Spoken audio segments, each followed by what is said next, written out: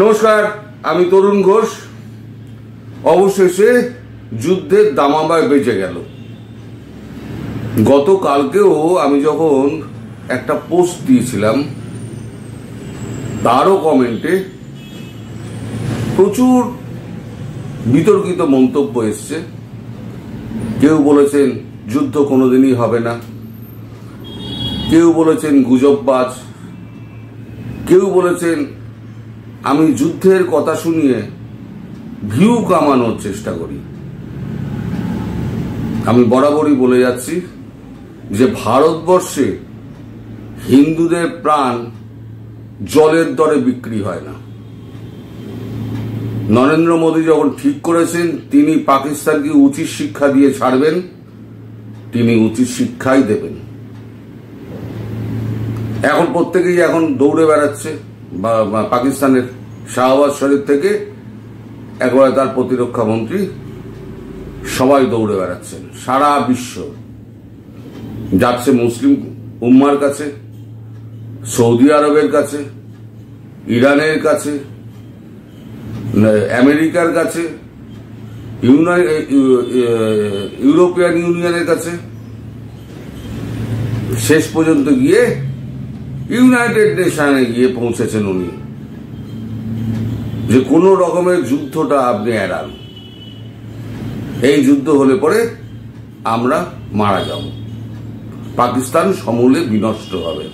কারণ নিজেদের শক্তি সম্পর্কে শাহবাজ শরীফ খুব ভালো মতো তার ধারণা আছে। আর তার যে সেনাধ্যক্ষ যিনি আসিম মুনির, তিনি সেই যে গা ঢাকা দিয়েছেন তাকে আর খুঁজে পাওয়া যাচ্ছে না। সম্প্রতি একটি ছবি বেরিয়েছে, সেই ছবিতে দেখা যাচ্ছে ট্যাঙ্কের ওপরে উনি দাঁড়িয়ে বক্তৃতা দিচ্ছেন এবং সামনে কয়েকটা সৈন্য দাঁড়িয়ে। জেনারেল তিনি বক্তব্য রাখছেন, সামনে কুটি কয়েক সেনা দাঁড়িয়ে, ট্যাঙ্কের গায়ে আবার পোস্টার লাগানো আছে।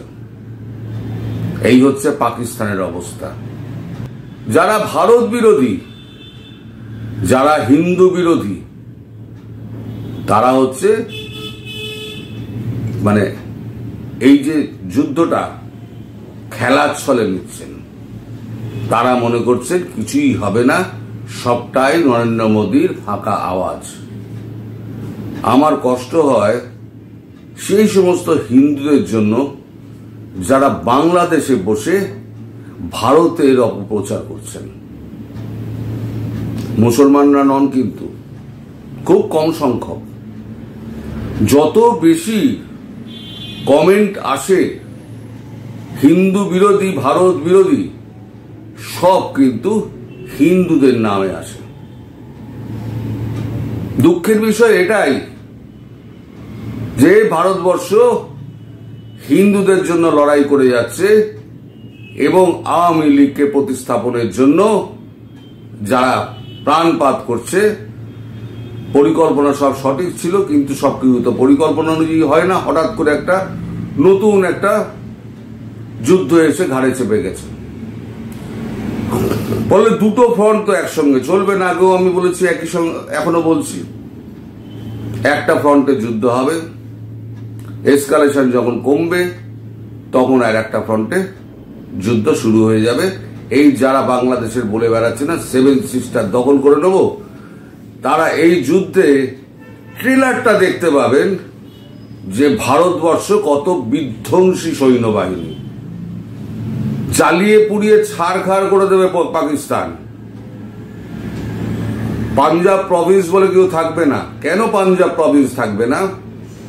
এই যত এই যে সেনাবাহিনী দেখছেন না, এই সেনাবাহিনী সব হচ্ছে পাঞ্জাবি মুসলিম।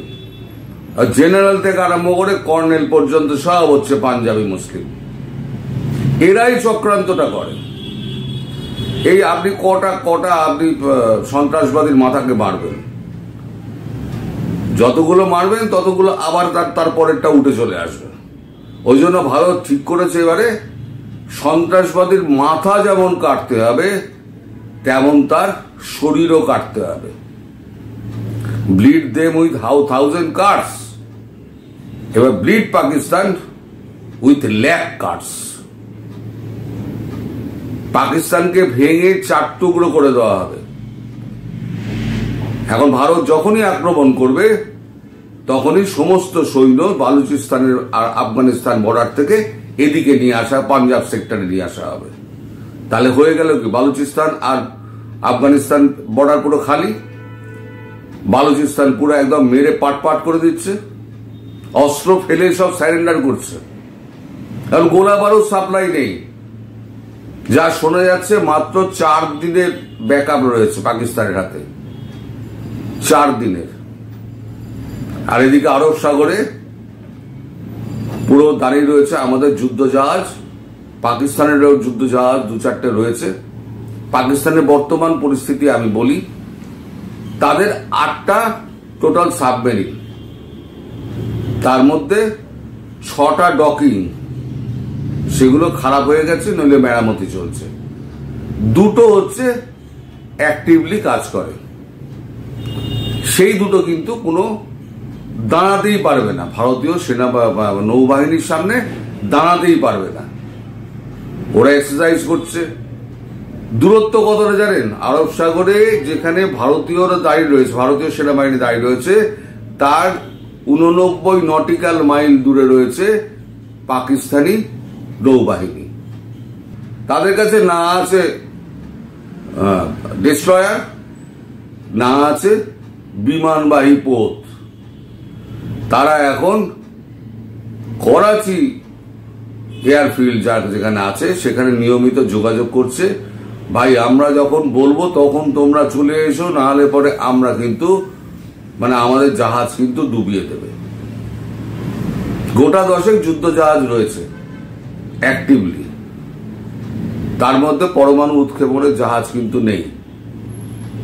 মিসাইল রেঞ্জের আছে 150-200 কিলোমিটারের মিসাইল রেঞ্জের জাহাজ ওখানে আছে, কিন্তু সে জাহাজ ডোবানোর জন্য একেবারে ভারতীয় সেনাবাহিনী বেশি সময় লাগবে না। বিশেষ করে ডেস্ট্রয়ারের সঙ্গে যে সমস্ত সাবমেরিন গুলো গেছে, নিউক্লিয়ার সাবমেরিন, তারা বছরের পর বছর নিচে থাকতে পারে যদি খাদ্য সামগ্রী ঠিকঠাক তার মধ্যে থাকে, কারণ তাদের ফুয়েলের দরকার হয় না। আর রিফুয়েলিং এর জন্য, তারপর অস্ত্রশস্ত্র সাপ্লাই দেওয়ার জন্য সাপ্লাই লাইন আলাদা করে রাখা আছে। বিক্রান্ত এবং সুরাত এই যুদ্ধে একটা বিরাট অংশ নেবে, এবং আর একটা বড় অংশ নেবে, সেটা হচ্ছে ভারতীয় বিমান বাহিনী। আমি বলে দিলাম, আপনারা মিলিয়ে নেবেন, পাঞ্জাব প্রভিন্স বলে কিছু থাকবে না, যেমন থাকবে না ইসলামাবাদের একাংশ। করাচি বন্দর জ্বলবে, সিন্ধ প্রদেশের কিছুটা যাবে। ভারতের হাতে এবারেতে পিওকে আনার প্ল্যান রেডি। আপনি ধরে রাখুন, এই যুদ্ধ শুরু হলে পাকিস্তান অকুপায়েড কাশ্মীর ভারতের অংশ হবেই, যেটা কিন্তু বরাবর বলে আসছে কেন্দ্রীয় সরকার, বিজেপি সরকার, এবং তাদের ঘোষণাপত্রে, ভোটের ঘোষণাপত্রও দেওয়া ছিল যে পিওকে হচ্ছে ভারতের অবিচ্ছেদ্য অঙ্গ, আমরা সেই পিওকে দখল করব। তার সময় এসে গেছে। এই পিওকের সঙ্গে যদি গিলগিট বালতিস্তান নেওয়া হয়, তাহলে পরে আমি আগেও যা বলেছি এখনো তাই বলছি, পিওকের সঙ্গে গিলগিট বালতিস্তান নিয়ে নিলে ওখান থেকে সোজা আফগানিস্তান হয়ে প্রথমে বেলুচিস্তান হয়ে আফগানিস্তান, তারপরে ইরান, তারপরে তো হচ্ছে টার্কি, তারপরে ইউরোপ, সরাসরি একেবারে ইউরোপের মধ্যে যাত্রাপথ, রাস্তা সুগম হয়ে যাবে। আর পাকিস্তানি বাহিনীকে এমন মার দেবে এবং পাকিস্তানের জনগণকে এই পাকিস্তান সেনাবাহিনীর হাত থেকে উদ্ধার করবে এই ভারতীয় সেনা। এই একটা দেশকে দখল করে রেখে দিয়েছে একটা সেনাবাহিনী। প্রত্যেকটা দেশের কাছে একটা সেনাবাহিনী থাকে, আর পাকিস্তানে একটা সেনাবাহিনীর কাছে একটা দেশ, তারাই দেশটা চালায়। ও যত আতঙ্কবাদী আছে, যত কিছু দেখছেন, সব কিন্তু হচ্ছে এই পাকিস্তানি সেনাবাহিনীর সমস্ত ISI আর তার আর্মির যে এ রয়েছে, সেনা প্রধান রয়েছে, তারা দুজনে মিলে ঠিক করে। অ্যাপ্রুভালটা শুধু ISI ঠিক করে, অ্যাপ্রুভালটা শুধু দেয় হচ্ছে আসিম মুনির। ফলে আসিম মুনির তো পুরো বুঝে গেছে যে আমাকে তো মারবেই। এদের কারোর ফ্যামিলি কিন্তু দেশে নেই, সব কিন্তু পালিয়ে গেছে, সব ব্রিটেন, আমেরিকা, কানাডা সব করে দিয়েছে, পাঠিয়ে দিয়েছে, টাকা পয়সা সব দিয়ে পাঠিয়ে দিয়েছে। পড়ে রয়েছে এরা, যে কোনো সময় এরা ফ্লাইটটি ধরবে, স্পেশাল ফ্লাইটটি ধরবে আর বেরিয়ে চলে যাবে। আসিম মুনির যদি দেখেন যে আমার অবস্থা খুব খারাপ, আসিম মুনির যে কোনো সময় একটা যুদ্ধ বিমান বা একটা কি বলে এয়ারফোর্সের কোন বিমানে, পাকিস্তানি এয়ারফোর্সের বিমানে তিনি দেশ ছাড়বেন। তিনি যেখানেই থাকুন তিনি উদ্ধার পাবেন না, বাঁচতে পারবেন না। অর্থাৎ তবে আমার একটা দুঃখ আছে যে 71 সালে আমরা 4,500 সৈনিকের শহীদের বদলে আমরা যে বাংলাদেশ গড়ে দিয়েছিলাম, সেই বাংলাদেশ আজকে ভারতবর্ষের বিরুদ্ধে দাঁড়িয়ে গিয়েছে। ভারতবর্ষ না থাকলে কি অবস্থা হবে তারা এবার বুঝতে পারবে। আমরা বিপদে পড়া মানে বাংলাদেশ বিপদে পড়া নয়, বিপদ থেকে বাইরে নয়। আমি এই ভিডিওতে বলতে গেলে লম্বা হয়ে যাবে, তাই এই ভিডিওতে বলবো না, সন্ধ্যের ভিডিওতে বলবো যে এর প্রভাব বাংলাদেশে কিভাবে পড়তে পারে, কতটা প্রভাব পড়তে পারে, এবং বাংলাদেশিদের তখন ত্রাহি রব উঠে যাবে। বুঝতে পারে পার্শ্ববর্তী একটা বড় রাষ্ট্র যদি যুদ্ধে জড়িয়ে পড়ে, তার প্রভাব একটা ছোট রাষ্ট্রের ওপরে কতখানি পড়ে, যে রাষ্ট্রটা তার 3 দিক দিয়ে ঘিরে রয়েছে। এই যে লম্বা চওড়া সমস্ত বাত হচ্ছে না, সব লম্বা চওড়া বাত সব চুপচাপ হয়ে যাবে। যে ট্রেলার দেখবে সেই ট্রেলারে সব বুঝে যাবে যে আমাদের ওপরে যদি আক্রমণটা হয় তাহলে পরে আমরা কোথায় গিয়ে দাঁড়াবো। সেগুলো বলবো আমি সন্ধ্যেবেলার ভিডিওর সময়। এদিকে সারা বিশ্ব ভারতের পাশে দাঁড়িয়ে রয়েছে। পুতিনও বিশেষ বার্তা দিয়েছেন, সেটা অনেক আগেই আমি বলেছিলাম। পুতিন বলেছিলেন যে আমি সৈন্যবাহিনী পাঠাবো, ভারত বলেছিল না, আমার সৈন্যবাহিনীর দরকার নেই, আমি একা বুঝে নেব। ভারত দুটো ফ্রন্ট একসঙ্গে খুলছে না, একটা ফ্রন্ট প্রথমে খুলবে, সেটাকে শেষ করে দ্বিতীয় ফ্রন্ট খুলবে। আর আপনারা জেনে রাখুন, শেখ হাসিনাকে প্রধানমন্ত্রী হিসেবে ভারত যখন মনে করেছে ওখানে বসাবে, তাহলে পৃথিবীর কোন শক্তি নেই বাংলাদেশের প্রধানমন্ত্রী হিসেবে শেখ হাসিনাকে বসানোর ব্যাপারে ভারতবর্ষকে বাধা দেয়। আজকে এত বিশ্ব রয়েছে, এত বড় দেশ রয়েছে, কেউ একটা টু শব্দ করছে? তারা মাঝে মাঝে বলছে আচ্ছা মিটিয়ে নিন, মিটিয়ে নিন, মিটিয়ে নিন। কেউ এসে সামনে দাঁড়িয়ে বলছে? পাকিস্তানের পাশে কেউ আছে? রাশিয়া ইউক্রেন যুদ্ধের সময় ইউক্রেনের পাশে দাঁড়িয়েছিল আমেরিকা এবং ইউরোপ। ম্যাক্সিমাম টাকা এবং অস্ত্র তাদেরকে সাপ্লাই করে গেছে বলে ইউক্রেন সাস্টেইন করতে পেরেছে। যার জন্য তো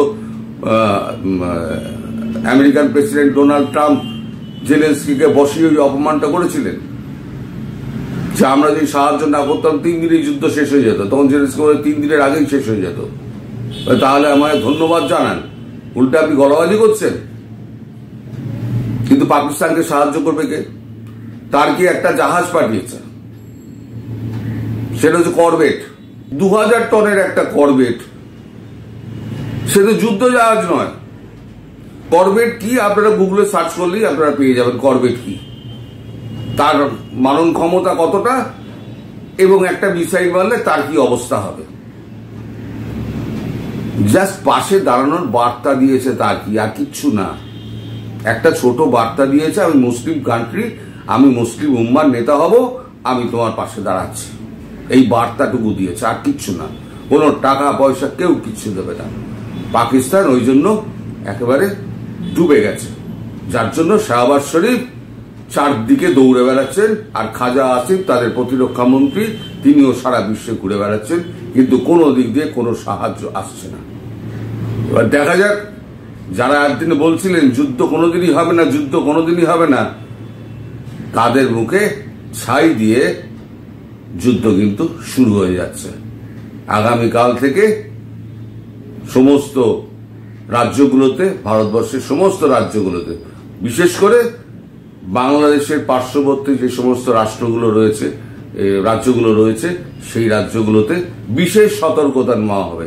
কারণ এই সুযোগ নিয়ে বাংলাদেশের মধ্যে যে সমস্ত মৌলবাদী আছে তারা যদি কোনো রকমের হামলা টামলা করার চেষ্টা করে তাহলে শুট অ্যাট সাইট অর্ডার দেওয়া হয়েছে। ধরো আর মারো, কে গ্রামবাসী কে চোরাচালাদার কাউকে দেখার দরকার নেই, একেবারে স্পষ্ট কথা।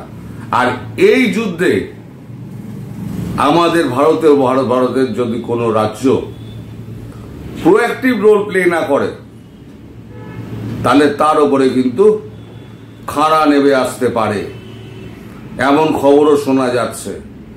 অর্থাৎ হয় এমার্জেন্সি নইলে প্রেসিডেন্ট রুল, যে কোনো একটা জারি হয়ে যাবে, আপনারা মিলিয়ে দেবেন। সবাই ভালো থাকবেন, সুস্থ থাকবেন, সাবধানে থাকবেন।